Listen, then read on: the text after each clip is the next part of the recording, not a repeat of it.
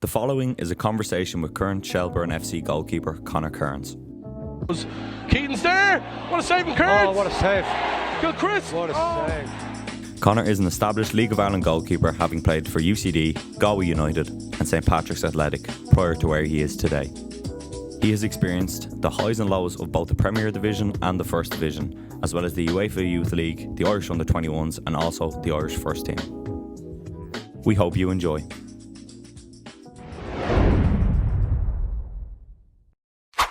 Conor, welcome to the podcast. Cheers, lads. Thanks for having me. Good stuff. I know you've had an eventful morning, so yeah, someday off. someday off is right. So like we said beforehand, and I know you said you'd watched a couple of them. We're going to start with an anonymous testimonial of you by someone who's either in your life currently or an ex maybe player who's played with your coach. So Kearnsy is a top professional on and off the pitch. He's the best keeper I've played with, both with his feet and pulling off big saves in big games.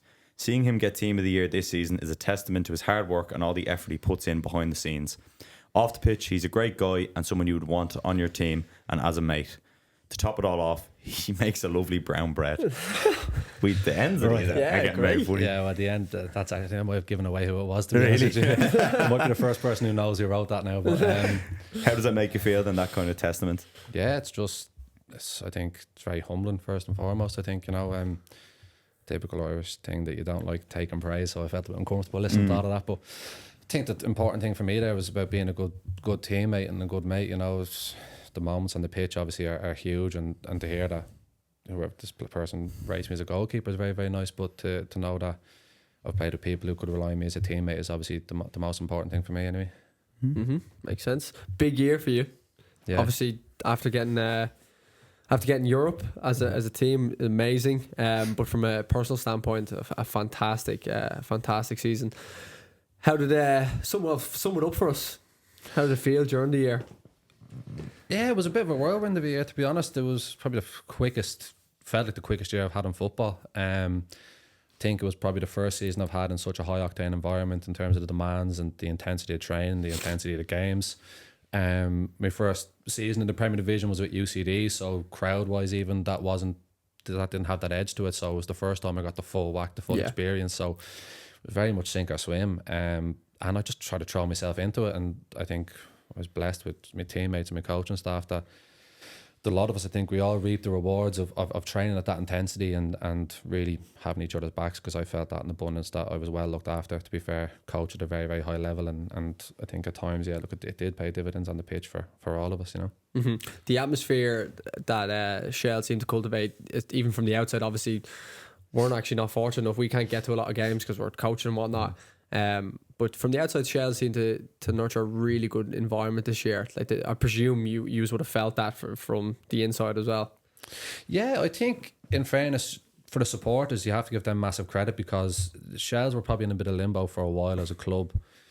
And I don't think as supporters the expectations were ridiculously high, maybe for the first year or two since the manager came in. They just wanted to be a stable, solid Premier Division club. So in one sense that takes a bit of pressure off you, but they do.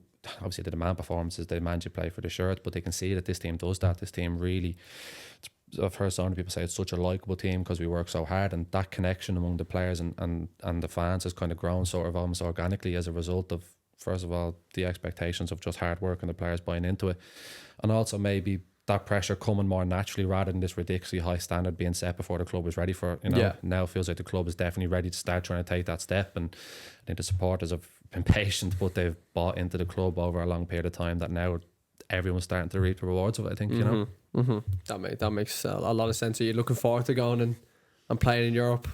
Yeah, I can't wait. To be fair, it was a target we set at the start of the season, and I think it's been said before, we maybe didn't necessarily have a divine right to go out and put those demands upon ourselves. We could have easily waited another year to try and settle into the Premier Division, but it's just not in the manager's nature. So I think we're in a stage now where we're back in pre-season, so as good as it is to be in Europe, I don't think we can get caught up talking about it too much, because it's one fixture for now anyway, unless we get a good result months down the line. So focus is on pre-season, starting the league properly, and I think if you get wrapped up thinking about a game that's 5-6 months away, you're suddenly taking your eye off the ball, whereas for us, standards have to go through the roof again this year, so we can't be caught daydreaming over a game that's months away. Right, we do. Yeah. without a doubt. Right, let's talk about you. What do we need to understand? Is there something that we need to know about you to understand you? It'd be a while trying to understand me. I'm surprised that wasn't in the. No, I think I kind of, what you see is what you get. I think I'm very honest in the sense of I've known for a long time since I was a young player that I definitely had limitations in my ability growing up as a player. I definitely, I didn't get really any goalkeeper coaching at a high level until I was about 17 or so. So I kind of was in a position where I had to really work hard and become a student of the game off my own back for a long time. And when I started getting coaching, I just wanted to be a sponge. I wanted to absorb as much knowledge as possible. And I see that even in your videos. When I see players who are out with you and I look at them and I go, to be in that environment, you have to be a sponge. You have to take on what you're being given. And I have a huge respect for what you do, because I think there's aspects of the game that you may not get in team environments. I know I'm in an individual position, so it's kind of like, I kind of look at it going, you're putting the individual attention that goes on a goalkeeper onto outfielders. And I feel for me, I've always had that sort of desire to just try and obtain as much knowledge as possible and try and implement it, because I wouldn't by any stretch of the imagination say I was a naturally gifted footballer. So I think with me, I just try to be honest and work hard. And other than that, like I just try to keep myself below board and work hard. That's fair. That's about the extent of it. Yeah. Were you always a goalkeeper? Yeah, unofficially, because I was with typical story. I've had a brother who's 7 years older than me, and he needed someone to build footballs out in the back garden, so that ended up being me. So from a young age, I was always in for him and his mates getting footballs built at me. It was only about 11. We switched into 11 aside, and the manager sort of said to me, "Look, you have to go and goal every week anyway. So do you want to do it full time?" And I said, "Yeah, I'll give it a go." So I ended up about 11 years of age. Under 11s football was when I made the official transition. In the big 11 aside goal then? Yeah. Changed a lot. Bit of a jump. 13s I think it is now to go 11 side. 14s, is it? 13s. I meant the goals, I can see the balls going over my head, and I was like, how am I meant to do anything about this? I was like, and I took a stretch when I was about 16. Like I took about 6 inches in a year. Yeah. So for a long time I was like, I have absolutely no hope I'm going to be in bits, but panned out in the end. Yeah. You talked about kind of getting your goalkeeping coach and getting more detailed coaching, we'll say at about 17. What is it in a goalkeeping coach that you like? I think the most important thing, because when you go across, like anyone who's going to be coaching at our level, they have the badges, they have the qualifications. It's, for me, I think interpersonal skills are a huge part of it, because so many different personalities to deal with, that how you communicate, the message you're trying to get across, knowing when to put the pressure on, when to take a step back, when to put an arm around the shoulder. I think managing the mental part of the game is huge as well, because you can see keepers, like, they can collapse under pressure. Any player can, but especially as a goalkeeper, because that pressure's already there. So in a goalkeeper coach, like someone who's probably as detail orientated as I am, who knows what I'm like as a person, how I like to operate. And to be fair, probably at a stage in my career now, who knows when to tell me to rein it in a bit, because I'll probably look back at clips and go, should I have done this here, done this there? If I concede an absolute screamer, I'm still going, oh, could I have done this or done that? Paul Skinner now was absolutely fantastic. He knows when to probably nail me and when to go, relax. It was an absolute belter. It happens. You just got to move on from it. It must be a tough position in the sense that, especially the way video analysis is nowadays, when you see it, it's because it's like the goalkeeper, like when the ball goes in, the keeper's the nearest to the action. Like obviously an outfielder can kind of go, well, Morgan should have been covering me there. You can kind of blame somebody else. Yeah. How do you find taking that kind of blunt, objective feedback from a video recording of you could have done, let's say, something better, or you make a mistake that's quite clear? It's tough, but I think you're always, as a goalkeeper, like, and I remember listening to a podcast with Kasper Schmeichel before, and he just says, any goal you concede, you try break down and go, I should have done this, I should have done that, I could have done better. So eventually you just develop that thick skin to, if you've made a howler, to go, it's crap, but you got to move on from it. And sometimes it is just, it's not so much over analysing what happened as it is, you have to acknowledge it was a mistake, it was bad, but you have the thick skin and have the mental strength to go, got to move on from it. This season, it happened to me a couple of, like 1 or 2 times, where I just had to hold my hands up and go, there's no point in trying to break it down. It was just a bit of a lapse, and I made a mistake, and that's it. Like, any tips you would give to a young keeper? Do you have like something you use to kind of trigger yourself to get back into a game? Is it a physical thing you do, a mental kind of skill you have, or like a tool? I think for any young player, I think just awareness is for me, like, it's the word I always use is the most important thing, and I use it in like every single aspect of your game. So are you aware what type of goalkeeper you are, like what type of personality you are? and understanding what your identity is and just playing to that, not trying to force yourself to be something different. I've gone through stages where I'm like, geez, I have to be a bit more aggressive, a bit more commanding, like screaming and shouting.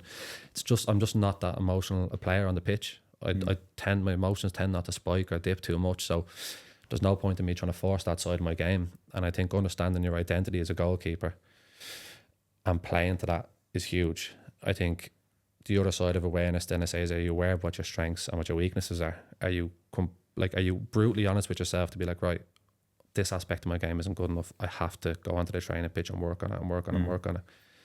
And I go through, like, there's every aspect of the game. That's the word I always say. Am I aware of what's going on in the match around me? Am I aware of who I am before I'm playing the game? Am I aware of what I need to work on the training pitch to improve? And eventually that just becomes second nature, and every aspect of your game you're constantly focused on improving yourself, being who you are. And that, for me, then that's when the development just starts to kick in. Yeah. For you mentioned that like once or twice this year you make a mistake in a game. When that happens, similar to kind of what you were saying now, what's the trigger for you to try stay in the games? You see goalkeeper make a mistake and their head could be gone and that's it. Like they could concede 2, 3, 4 after that. Do you have a go-to method to keep yourself sharp in a game? Yeah, I have a couple of things. So I think first thing is I work with a psychotherapist every 2 weeks. So I touch base with one all the time, and just not carrying so much emotional weight into a game as it is, I think can kind of help. You're always going in at a good base level that, you know, if you're already feeling antsy and nervy and pressured, then something happens and you can fall off a cliff. Whereas if you're already at a strong base level, then right. So that preparation side of things is probably overlooked sometimes. I find that helps. I have a little trigger that I just put on my wristband. I write something down on it. Don't tell anyone what it means. No one knows what it means, but it's just for me where it doesn't necessarily have to be a mistake, but it could just be a moment in a game where I'm kind of switching out and I kind of look at it and I take a second to myself and I'm like, right, I'm back. That's something you have to train as well. That's not just it's not something you just write and like it's grand. That's something I've been doing for 5 years, and it's maybe only the last 18 months that really is second nature. But I think every goalkeeper probably has to work on that trigger, no matter what it is. It's just a reset button you have to have, and it's something you train. It's just, you know, right, grand, I'm aware of what happened. And now I'm back. That moment's gone, and it's on to the next moment. So some people don't need it. I've played with goalkeepers who, like, they're in, like, not second gear, but they're just chilled out all the time and nothing phases them, and that's just their natural instinct. But for me, I was quite an emotional kid. I was quite a temper tantrums, booting goalposts, losing the head. I had to train that side of my game, and now I feel like it's become sort of second nature to me to go, right, that was crap, but I had me fall back, had me safety net, I'm resetting, I'm back. Nice. That's a really cool trigger. I haven't heard that before. I've seen goalkeepers, well, to be fair, it's kind of similar to what you said there. They could be losing the plot, but I do see a lot of goalkeepers with intention, especially in the pro game, when they concede, like, for example, tapping the post with their studs or hitting the post. It's like that. It's just a reset button. I think it's very interesting because, again, it's such an individual position. Yeah. So much relies on you that you have to be able to deal with your emotions. Again, we see goalkeepers all the time. Some are so self-aware, emotionally intelligent that they can relax themselves even in the hardest of moments, and then some can just go off the radar a little bit. So yeah, you need to be very self-aware. At what stage in your career, like when you were younger, coming up maybe through UCD or whatever, did you find that, right, I'm going to have to start maybe searching externally for a little bit of help to try and improve this? Because much like anything, you can improve technical skill physically, but mentally you've got to really be sharp as a goalkeeper, and in any sport, to be honest, but as a goalkeeper specifically. So when did you go and kind of seek external advice and help? It was when I was at St. Pat's. So to be honest, like when I was 14, 15, 16, I was never in international squads, TDSL teams, wasn't going on trial to any clubs. I was always playing, and we were a very successful schoolboy club. I think of 11 players, we had 9 Irish internationals at some point, and I was one of the ones who wasn't, you know. But at that stage, I was I did have a sense of like, right, I knew my pathways. I wanted to go to UCD at that age, but my family were all League of Ireland fans, so they knew that was a good pathway for developing both sides of your game. So from schoolboy, I won lots, went into UCD, went from UCD 19s, went into the first team, won the first division, got to move to St. Pat's, had been in with the 21s camps, everything had gone like that, and then I hit Pat's and I just hit this brick wall and it just all seemed to fall apart, and I didn't know how to really deal with things not just going the way I'd planned them. Had this great plan in my head of it'd be, UCD, scholarship degree, professional League of Ireland club, onto the next level, be abroad somewhere. And all of a sudden in training, I wasn't training well. I wasn't like a personality in the dressing room, which I kind of would have been at other times in my career.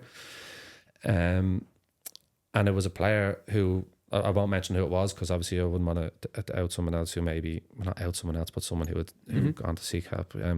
Said, have you thought about speaking to someone? And you kind of feel like at any point, I don't need to. Like, I'm not in the depths of depression here. I'm just struggling on the pitch, and I can come back from this. But as the weeks wore on, it wasn't getting any better. And I had my first session with the psychotherapist. Said, look, I may as well try it. It's an aspect of my game I haven't ever worked on. And I just realised how much emotional weight I was carrying. How much I was carrying on my back. The thoughts that were eating me up in the back of my mind before training, before games. And I stuck away with that for, like, since then. He unfortunately, Jerry Kennelly, his name was, he sadly passed away a couple of years ago. And I took probably a hiatus for a few months because I didn't know how to go back into it. He was a huge part of my career, but I think I was thinking to myself, he'd absolutely kill me if I stopped going to seek help just because he died. So I moved on to Mary Larkin, who I got in touch with through the PFEI, and I've been seeing her now for about 18 months, and it's changed not just my football career but my life in general. It's massive. Like, we obviously had James on the podcast, James Claffey, and he does a lot of that work, and he put it so great. It's like, you want to improve your technical work, you go to your coach. You want to improve tactically, your coach. You want the physical side, you go S&C. But with the mental side of the game, or the psychological side, should I say, there's still that stigma. Obviously it's getting a little bit better now. And like you made the point, you at the time didn't feel like you were in the depths of depression, but that shouldn't be the reason you go to it, like, so hopefully that stigma is changing. Yeah, it's not a last resort. Yeah, no, exactly. And again, it perfectly put, you don't have to be like in a bad place in order now, obviously you said you were struggling to train stuff. The first to go for input then is a really good step, like to try get a new voice, learning new things.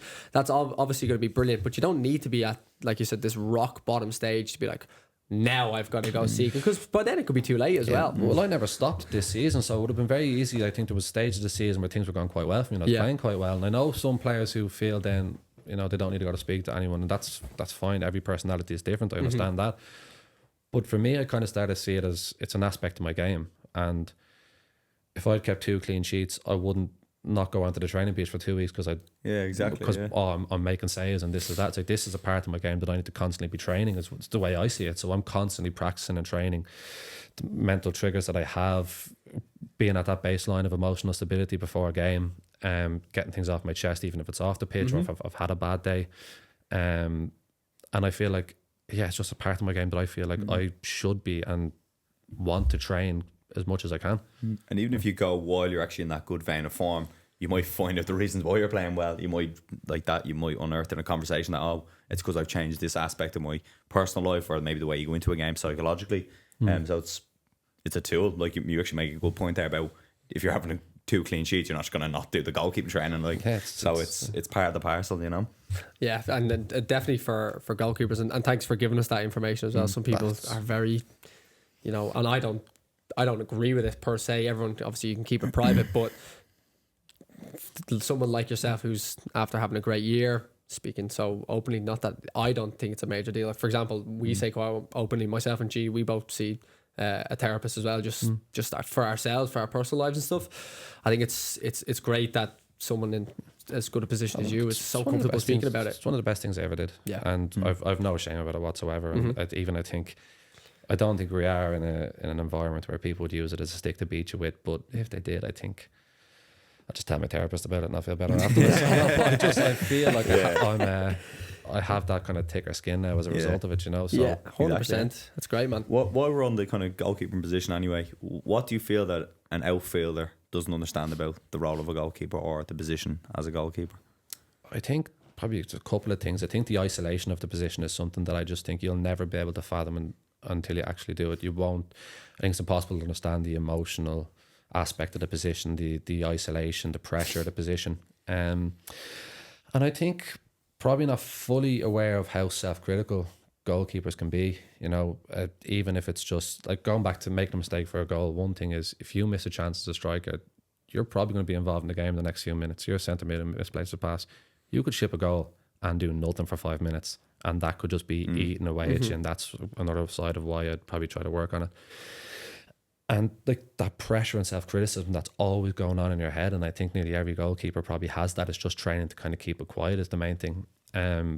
Because in Shelburne now, I've stepped in to like outfielder sessions, possession drills, and mother of God, like I mean, having people coming from all angles, pressing and stuff like that, it's a whole different ball game. Standing in that goal, in a position on your own, basically playing a different sport to everyone else, and the pressure that comes with it, that if you mess up, you could cost either a goal, a result.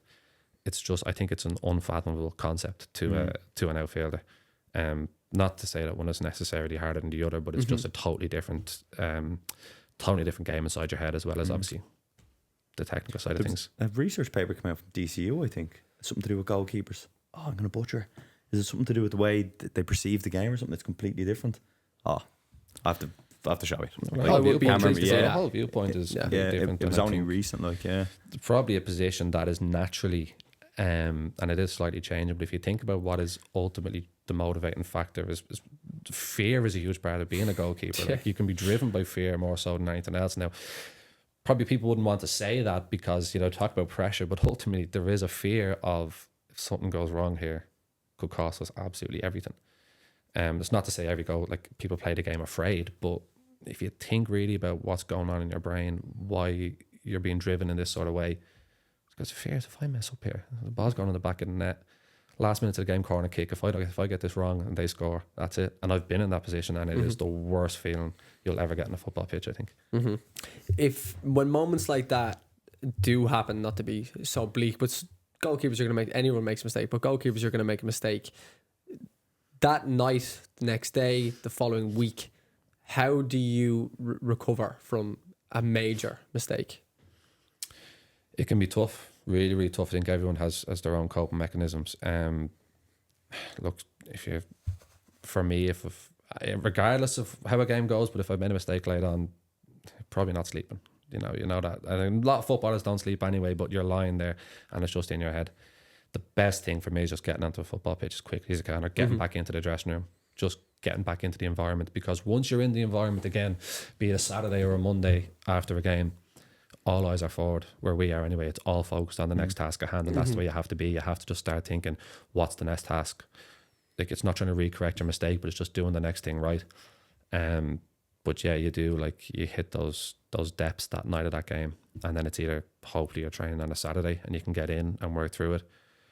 For me, I'll go out and do something with a mate or someone not associated with football, just to keep my mind off it, because you have to be able to unplug, or they start building up. And I mean, you see that at the top level. I think of like David Raya, who's obviously starting to turn a corner now, but you could see that first mistake crept into the next game and and it just becomes this endless cycle. So you have to get in, turn your eyes onto the next task at hand, or just completely unplug from the game. And it varies on what your schedule is, to be honest.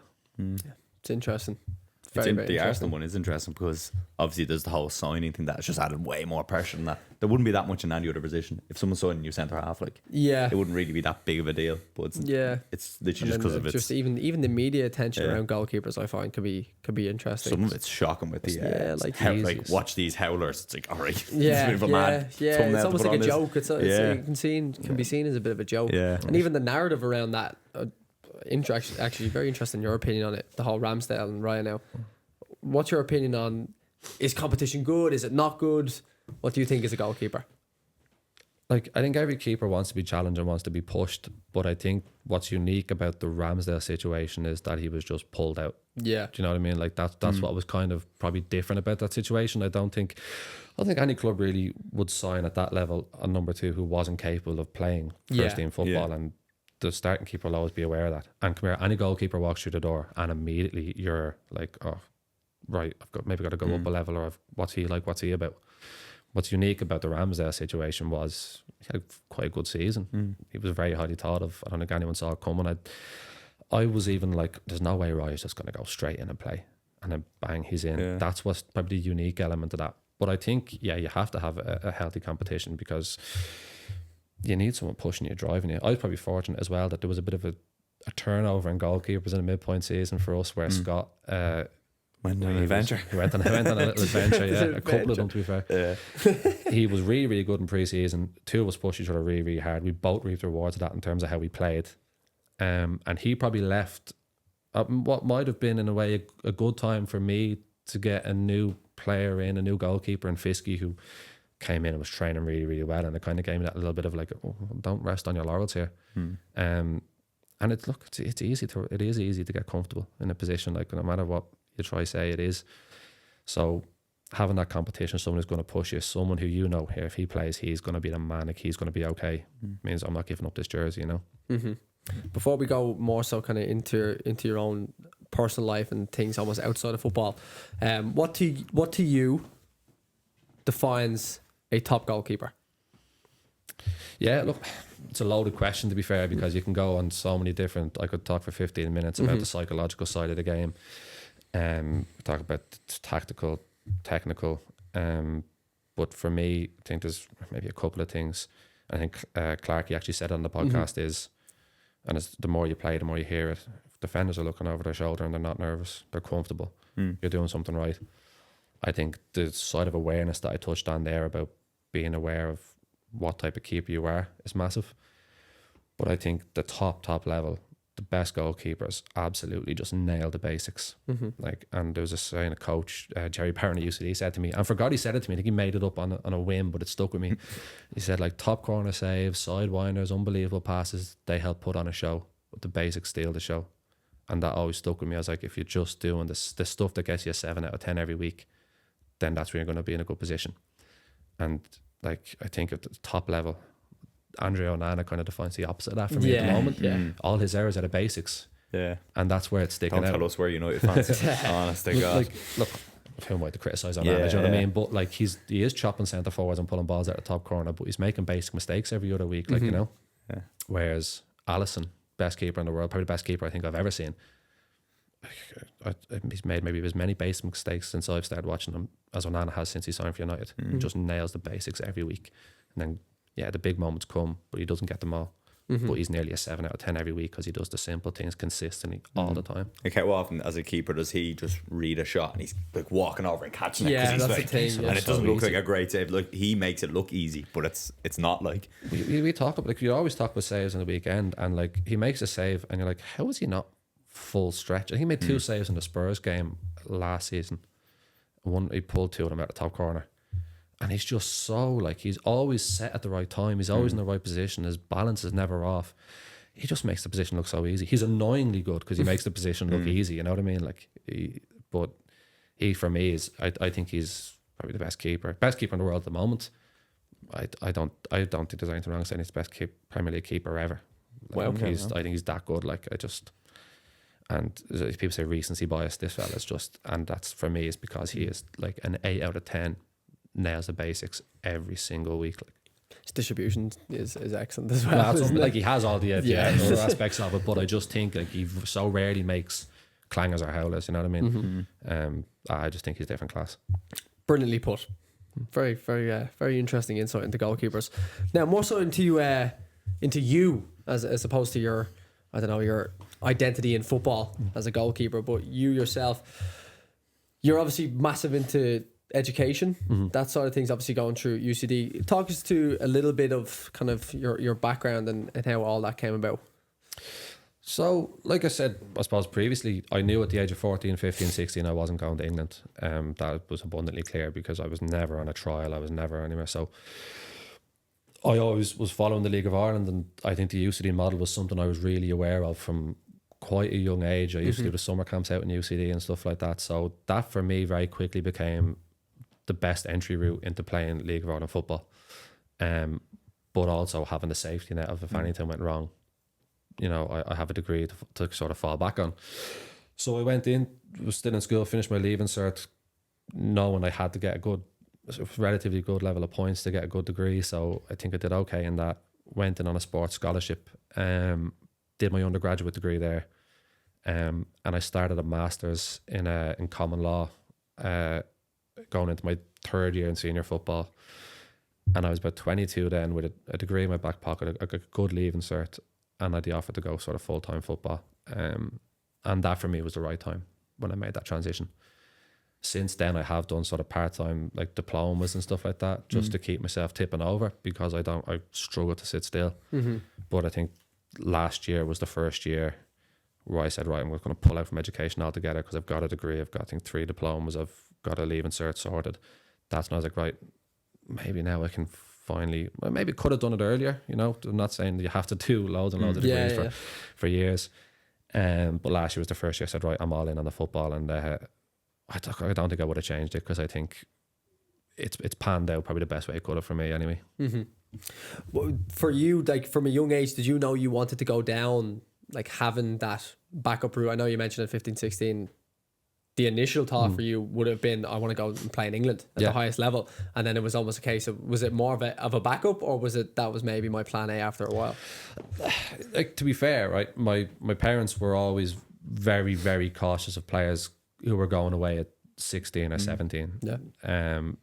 So I probably let on that it was my plan A, but it was probably a protection for the fact that I wasn't getting a trial anywhere anyway. So, but yeah, I think everyone had the dream of wanting to go to England. It was never a feasible target for me at that age.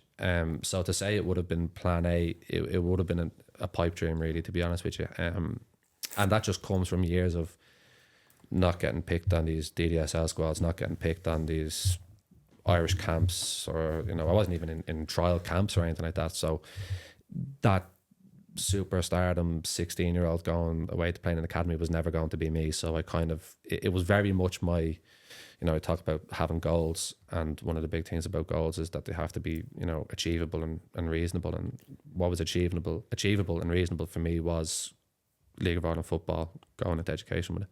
Nice.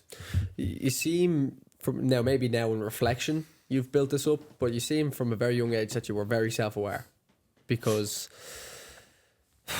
we see 12-year-olds to 17 to 18-year-olds, 17, 18, who maybe not even are playing National League, and not saying that they can't go and play at a good level, but they just, like that, they're living in almost like cuckoo land, thinking that these pipe dreams might come around.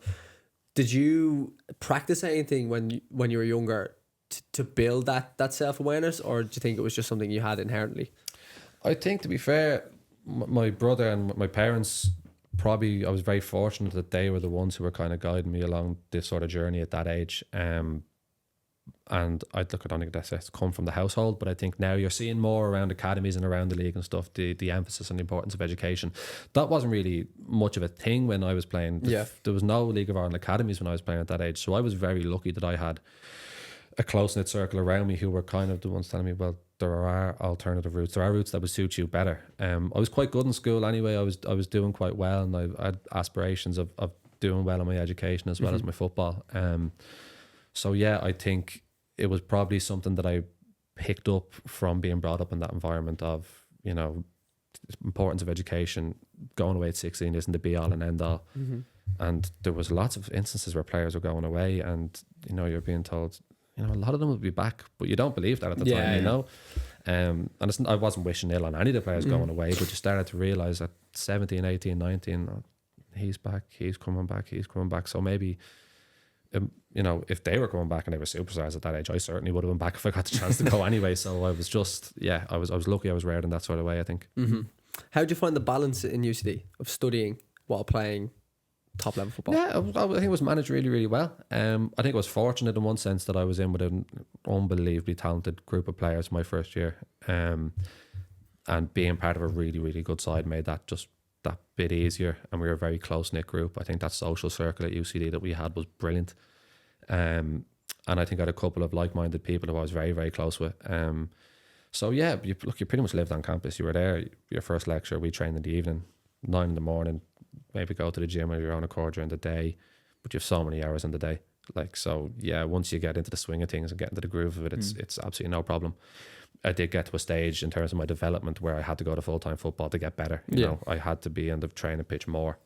And you get to the end of that cycle, you do outgrow it, but it's definitely manageable, and the club couldn't look after players any better in that regard either, to be fair to them. So What was the big difference then when you went from that environment into full-time football? Was, like you said, was it just purely more contact on the pitch that you felt you needed? Yeah, I think I needed that and needed to get on. But I think, in fairness, look, the intensity of training was incredible. Like, these lads were unreal. The accountability in terms of my position definitely went through the roof. Not that I was overly protected at UCD, but they were aware of the psychology of a young goalkeeper, that you weren't going to get nailed. I think I got more rollickins on a training pitch and pats than I ever got in a dressing room in UCD.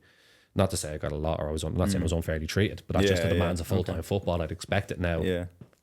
Then maybe people talk about the UCD bubble sometimes and leaving that and how they're going to fare. And look, it exists. It is tough. You're no longer you're not really being protected anymore. And I kind of did go from a senior player to a young player like that. Like, I went from being one of the oldest players in UCD by the time I was leaving, to being the pup in the dressing room who was all of a sudden a bit intimidated and a bit kind of like, still trying to find my feet.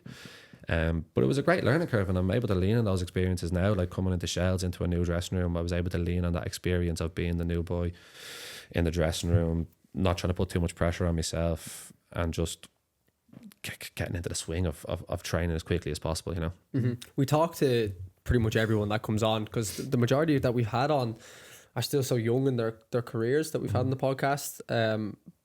We mention a lot. We were literally talking to Johnny about it. The transition from an underage dressing room or a younger base. So UCD is almost like a transition between, obviously, you're playing senior football, but it's a younger demographic, and then you go into a full-time senior dressing room with players who've played over 100 appearances, X amount of caps, or just massive experience playing in Europe and whatnot. That's tough enough.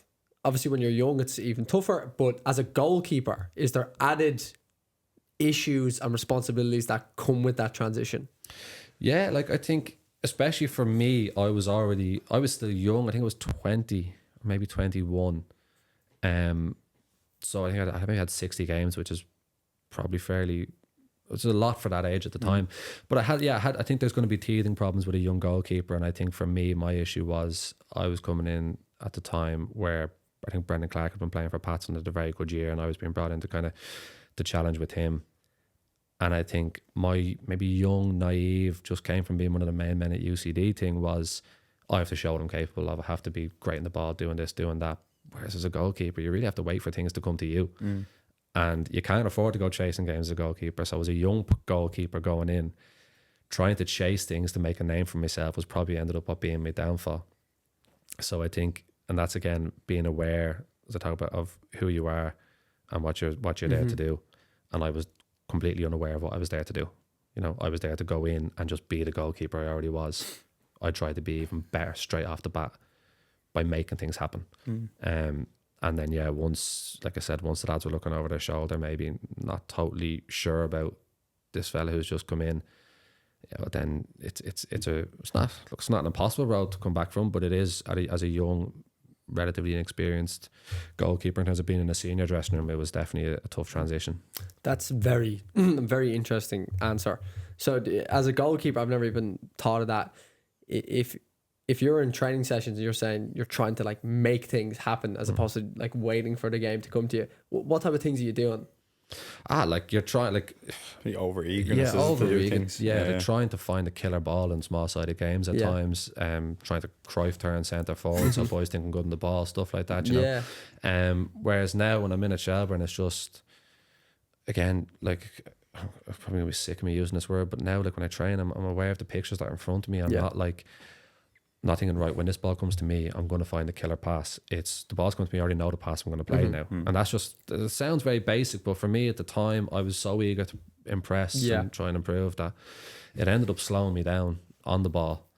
And that quickly just, it kind of infected every part of my game. Then confidence went out the window, nearly everything.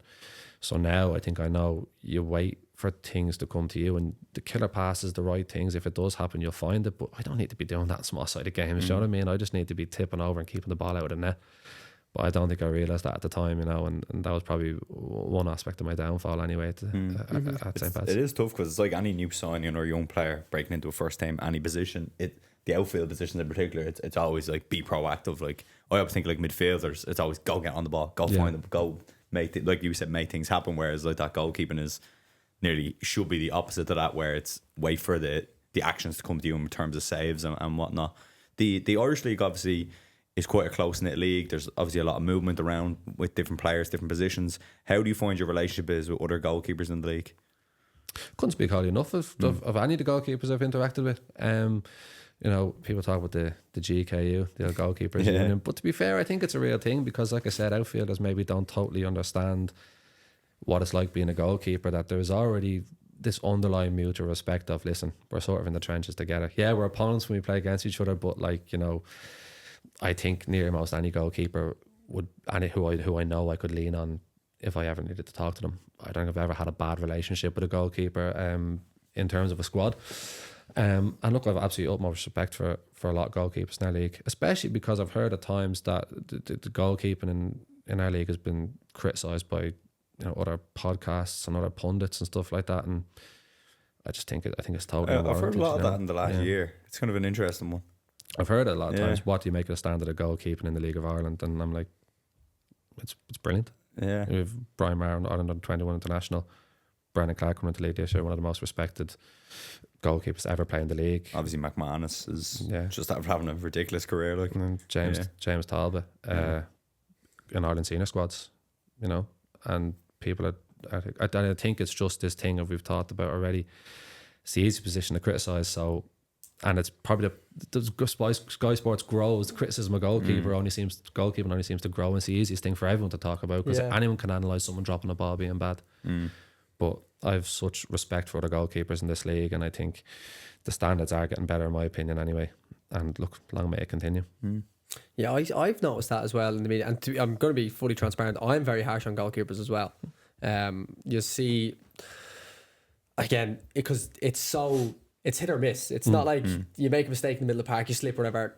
You've got loads of people around you to cover you. Goalkeeper, it's so clear when a mistake is made, and again, we can be so harsh on it. But I have found that as well, that there's been a huge influx of people just being incredibly negative towards goalkeepers, and like that, it's almost becoming a bit of a joke. Like it's a highlight reel of goalkeepers making mistakes, and like it's hard enough as it is. And now the whole narrative, maybe we're speaking out of pocket, but I think it is right. Yeah. Like I think there is a narrative that's starting to switch, and it's not positive either.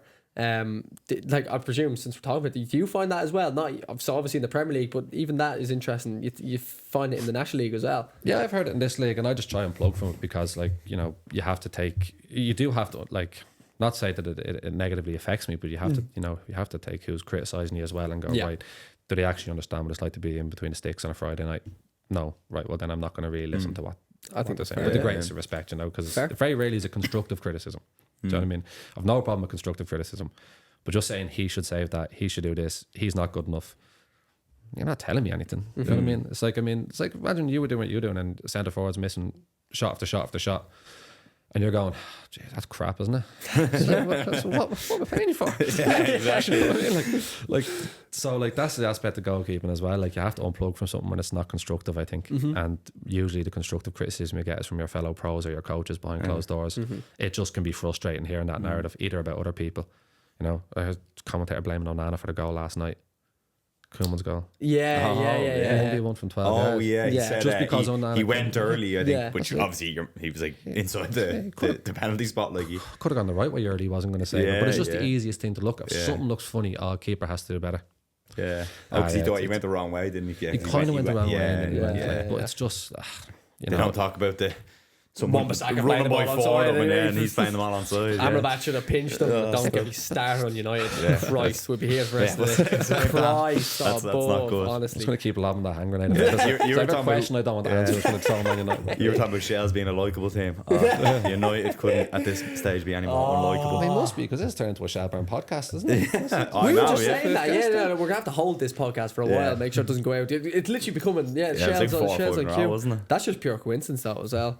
We got a load on. It was a Dave, Rory, Lukey, Pearl, wasn't it? Pearl, yeah. Pearl. God, Jesus, sickies. We'll give it a rest, wouldn't we? With another, just sorry, on goalkeepers that are in the league, have you had a kind of a moment maybe after a game where either the other goalkeeper may have made a quite obvious mistake where you might have said something to them, or the opposite way around? Have you ever had a kind of moment like that?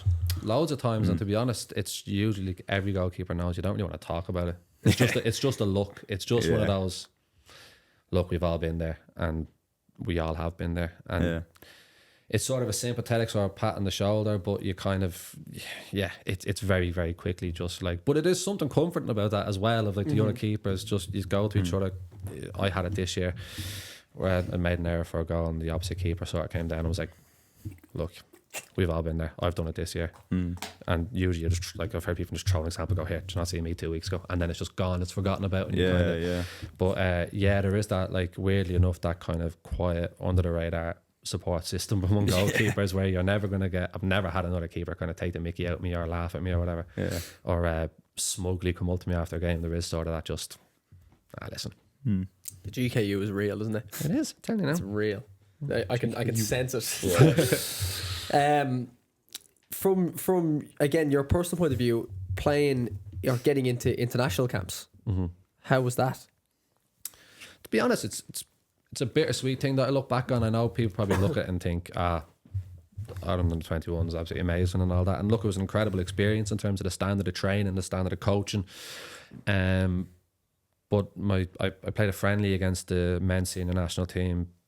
That went quite well. I really enjoyed that. And then we went over to France for the Toulon tournament. And I think I played like half an hour. I came on as a sub. And that kind of stung a bit because I felt like I warranted a start at that time. Not to say that I was like a better goalkeeper than like Quavian or that, like, you know, Quavian should have been dropped. It was like a third, fourth place playoff. He'd played all the games. A lot of changes were made. So, yeah, it's bittersweet because I felt like I'd worked really hard. I trained to a particularly good level and I'd spent maybe a long time, like I said, not getting international squads. That would have been nice to have started a competitive game in that sense.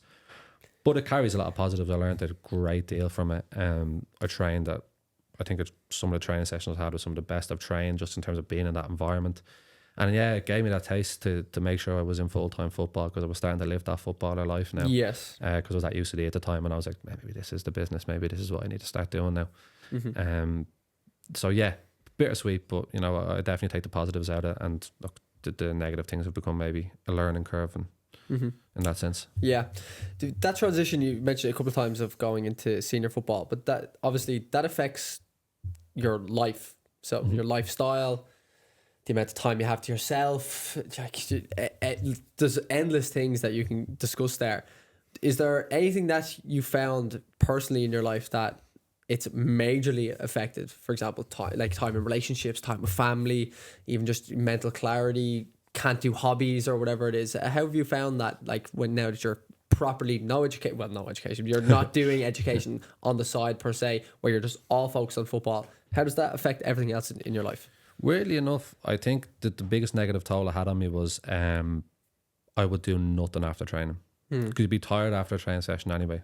Maybe that first hour and a half, and I would just be there like on the couch and maybe I'd cook a meal and I wouldn't do anything. I started to realise that like you actually have ample hours in the day when you finish, and I was just prioritising what you should be doing. So I was definitely, the body was taking a toll. I was taking a toll on the body from finishing up training, being tired for an hour and a half, and not letting that sort of seep into the rest of the day. The boxes I had to tick where my sleep pattern was all over the place because I wasn't really that used to getting up for an early morning training session and then going in. I was going to the college a bit late. If I had 9 a.m. lecture, listen to that. Bob in there. So getting into that swing of things of just managing my hours through the day after I finished training and prioritising, like seeing me mates who maybe weren't playing full-time football or were in a different part of the country or whatever. Like, it was just all those things. But I think in the last maybe, I think my second year at Galway was when I started to nail it. I was like, right, finish training, home, nap, have a whole day ahead of me now. Do you know what I mean? And I got into that groove of living the life of a footballer, but living it properly in terms of still looking after my outside of football stuff as well. You know what I mean? But, so what do you do in your spare time? Lots of, when I was at Galway, the snooker team, snooker competition, snooker club. Yeah, so we hours up on the snooker hall. I know a few lads like to play golf and that, like, but but it could be anything. Now it's just a case of like going for coffees with people, or I've tried to get off the phone, spend bleeding hours on the phone. And I actually came back to, I read something about David James back when he was playing at Liverpool, and one of the big things was he would spend all day on the PlayStation, and he said that used to kill him. And I was like, geez, I was spending 8 hours a day on my phone, so I've tried to bin off the phone a little bit, and now I go out walking, coffees, standard stuff, like, you know what I mean, nothing exceptional. Snook crawled across the road, me closed down, and he'll find the new one. Like, that's the only problem. Like, I miss it. It's Snooker's an Snooker's a good interesting one, one. That's a yeah. very Snooker's a interesting one. great sport. Great sport. Yeah, great Unbelievable. sport. I'm Like, miles off it. Yeah, I'm miles off it. as in you Oh, don't it's never watch. terrible. No, I'm terrible at it. Like, Oh, I'm yeah, yeah. pool and all. Like, I'd be breaking a few cues now. You'd be on after, TikTok like, looking at Ronaldo Sullivan Oh, at joke, 147. by the way, yeah, Ridiculous. joke. We had a lad in silly. Galway, our S&C coach, Danny Broderick, his name is, and the fellow was a freak.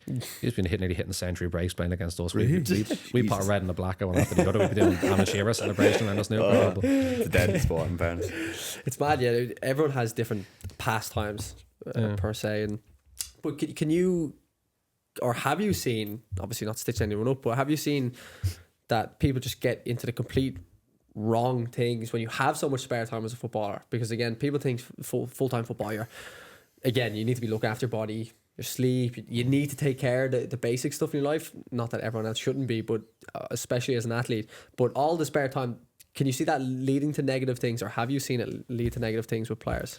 Yeah, I have, and I suppose how you define negative, because each person's entitled to do what they want. Like, there are people who go out and chill on the couch and be perfectly happy playing PlayStation, relaxing, grand.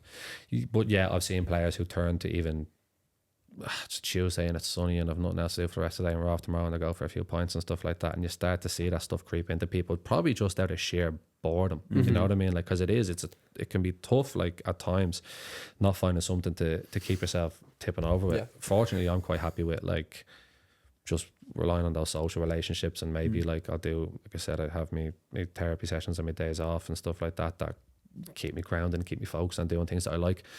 But yeah, you see players slip into just living mad lifestyles outside of the fact that they train. I feel like, right, if you took the hours you're playing football out of your day, say you just woke up after training, you were sleeping the whole time, what have you done with it? A lot of them could be counterproductive lifestyles.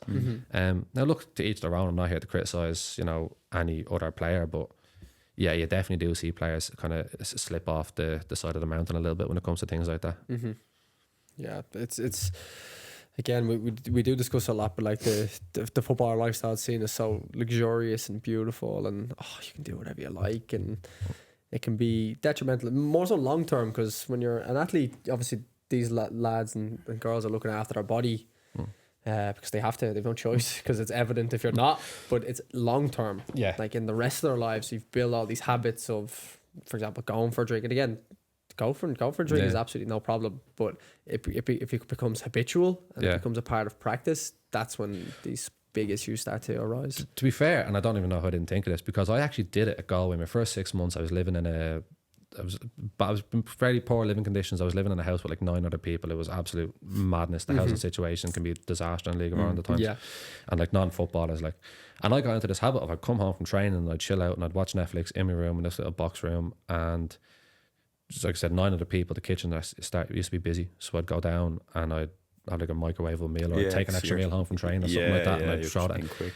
I blew up to 98 kilos weight, like nearly 100 kilos in weight. I'm 88 now, so I was 10 kilos heavier then, and I just didn't see it happen. I didn't see it coming. And the only time I was going out was like, it was going out on the weekend for a few drinks. And again, there's no problem with that if you're living an okay lifestyle, other than that. Yeah. And then one day, I walked into the room, it just hit me. I was like, and this was another aspect of, this was in my 6 month sort of hiatus without seeing anyone. And I went, Jesus, I have fallen off a cliff here. And not everyone has that moment, that epiphany of like, I'm not living my life properly here. And I think if I didn't have the 2 hours on the football pitch, God knows what I would have been like. So thankfully I was able to kind of catch myself and get my act together. And look, I totally respect that I was probably put in less than ideal circumstances in terms of my living quarters, because I was in a new city, I didn't know anyone, a new player in the team and all that. But yeah, it can very easily happen, and I probably should acknowledge the fact that it did happen to me. And I probably overlooked that a little bit. Only you asking that now was kind of trigger that going, hang on, I did do that. 6 months of not doing anything. And that was when I kind of went, right, I started going back to the gym and the off days, going for walks, start trying to make an effort, going for coffees with the lads, just to keep himself. How quick that 6 months is. Like 6 months is nothing. 6 months is yesterday. Like how quick though it can it can affect your performance then, you know. It was only after that I probably started playing all right at Galway as well, because I was doing well at Galway, but not great, not what I expected. And it was only after I started to get my life in order, get my house in order, that I was like, right, now I'm happy first and foremost, you know. But I started to kind of get myself back in better physical condition and actually started enjoying my football. And I think since that day when I walked in after training, I went, I need to sort myself out. Things have kind of gone on the up again. Yeah, really well put. Yeah. Very interesting.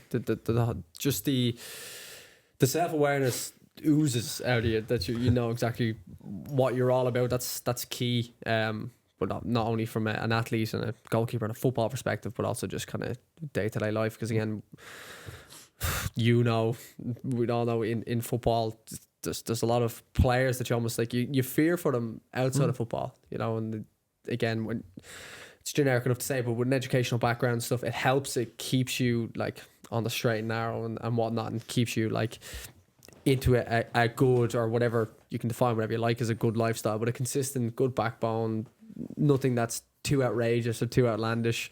So it's good. It's nice to hear. It's nice and refreshing. Once the game's gone, they're still going to be content and happy and have a foundation that they can work off. Well, not everyone has to go get a degree. 100%. Could be a trade, could be your own small business, could be anything like. 100%. Because like I played Lorcan, who just signed for us. Yeah. Runs his own grip sock company and all that. And I know tomorrow, if he had a bad injury, he has something. He has a proper lifestyle outside of football, and it's probably overlooked, you know, in that sense. But I think the PFAI are doing a great job, which probably put out there as well, and making sure players are going to be able to stand on their own 2 feet if anything must ever happen. You know what I mean? Yeah, it's good to have them in your corner, isn't it? The PFAI. Brilliant, absolutely brilliant.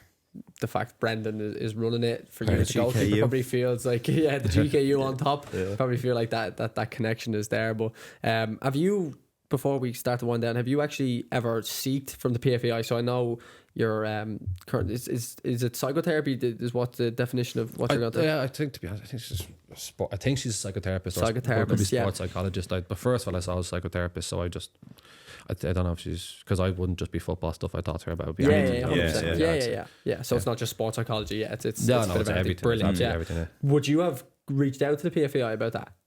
So I know they've made it abundantly clear that those resources are available, but it was actually when I came into Shelburne, the manager was the one who said to me, no, I think they wanted a resource there for players, and they reached out to the PFAI themselves.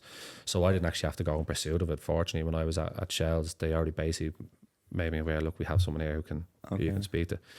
And then initially at Pats, it was a player who came to me. Yeah. So I never actually went out and actively sought that side of the psychotherapist or anything like that. But I think if the club hadn't come to me at the time, like the manager hadn't gone and said, look, if you want to someone there to speak to, I probably would have gone and searched for that anyway. Yeah. So because I've heard I know lots of players who have, the players who referred it to me did go themselves, you know, so it was, I think that resource is always there for people, and they make a really, really big deal out of letting players know it's there on their annual visits and stuff like that. So brilliant. It's great to know, great to have for all players. It's a blessing for a lot of people who might never have seen it, and that they're in football. It, like you said, it could change your life. Yeah, you know, massively. Yeah, and obviously will help your performance to a degree. If you feel more contented, happy, always better. But like you said, there's some things you can unwind that you never knew were there. You know, internally. So that was great. Really Excellent. good. Yeah, really good. Again, we're picking great guests. We're on fire. Huh? That was fantastic. Thank you very much for your time. Thanks so much for having me. As always, after a rough day. Rough start to it. Yeah, rough start to it. Fantastic to have you here, and thank you for speaking so openly. Lads, thanks very much for having me. Cheers. Appreciate it. Thank you. Cheers.